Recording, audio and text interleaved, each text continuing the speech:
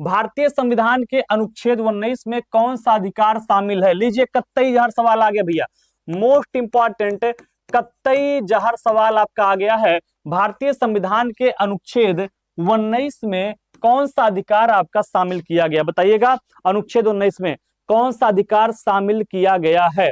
तो हंस क्यों रहे हो भैया? यस, सबको समझ में आ रहा, तो इतना हंसने की क्या जरूरत है? ऐसा मुंह बना रहे हो जैसे पता नहीं क्या पा गए हो। चलो देखो, भारतीय संविधान के अनुच्छेद, भैया पढ़ो पढ़ो पढ़ो, पढ़ने से ही कल्याण हो सकता है, ठीक है।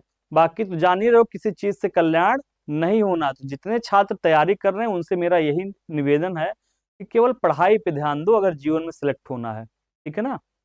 अगर सफल होना है तो वो पढ़ाई ही है जो आपको सफल करा देगी, बाकी कोई चीज नहीं है जिससे आप लोग सफल हो पाए जीवन में। चलिए, 152 लोगों ने क्लास को लाइक किया है। बाकी के जो साथी अभी तक क्लास को नहीं लाइक किए हैं, मेरा उनसे निवेदन है कि आप लोग भी क्लास को लाइक कर दीजिए, शेयर कर दीजिए। अगर क्लास आपको पसंद आ रही है तो कम से कम अपने 5 दोस्तों को भैया शेयर कर देना, यही एक फीस है।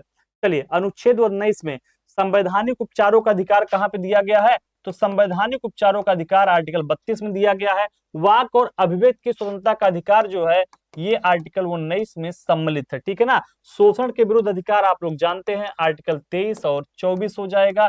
और इसके अलावा धार्मिक स्वतंत्रता का जो अधिकार है वो आर्टिकल 25 से लेके 28 तक में हो जाएगा। तो सवाल क्या पूछा था आर्टिकल 19 में? तो 19 में ही वाक एंड अभिव्यक्ति स्वतंत्रता जो है वो आपका शामिल है, ठीक है।